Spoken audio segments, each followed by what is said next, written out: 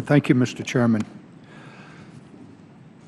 Secretary Darcy and General Bostic, thank you for all that you're doing for all of us. I particularly want to express my appreciation for the willingness of the Corps to deal with some very complex issues on the Sacramento River system.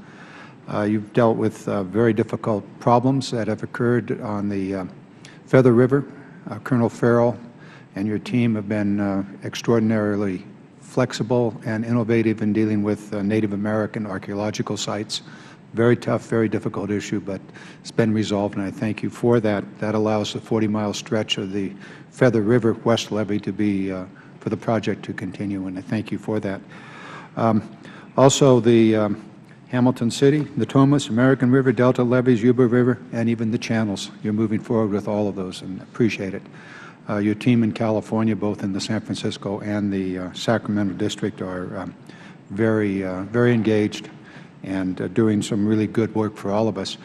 On the budgeting side, we've got work to do here. The Harbor Maintenance Fund has come up. As a ranking member of the Coast Guard Maritime Committee, this is of great interest. The problem's not yours. The problem is ours. We're the ones that set the pace here. You simply have to follow the pace of funding. And so when we don't provide in law that 100% of the funds will be spent, and then we allocate, and then you follow along with that. So I would say that the problem lies with us. As we take up the Coast Guard bill in the next couple of weeks, perhaps we'll give you instructions to spend the money where it was meant to be spent. We'll see what happens, whether we're willing to do that. Same way with inland waterways. It's really our problem, and you're left to follow the lead that we've set out. I think the question of consultation has come up several times. It's a great concern in our area. I don't think we need to go into it again here unless you'd like to tell us all the good work you're trying to do on changing the way in which we consult, start projects early, and the rest. So perhaps you'd like to pick that up again, and I'll leave that to the two of you if you want to comment further on how that program is working on consultations. And particularly, listening sessions are good, but they've got to go into more depth than that. So can you explain how you're going to further consult in depth? Are you referring to consultations on ESA? Yes. Yeah. Well, under the law, we have to consult with our resource agencies, whether the Fish and Wildlife Service or NOAA, on any projects going forward that are going to be a federal action that would impact an endangered species. I'm sorry,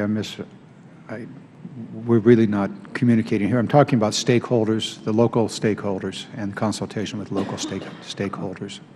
Yeah, I would just, as we came out of Katrina, one of the things we spent a lot of time on is a deeper risk analysis and also stakeholder involvement. And coming out of Sandy, the whole idea of resilience and resilient communities, resilient watershed, resilient coastlines, resilient communities.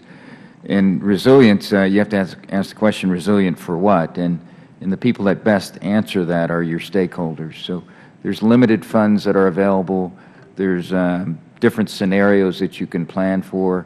None of them are completely predictable. So it's really up to the stakeholders to be part of that dialogue in terms of how we go forward. And we're really working that piece very, very hard now.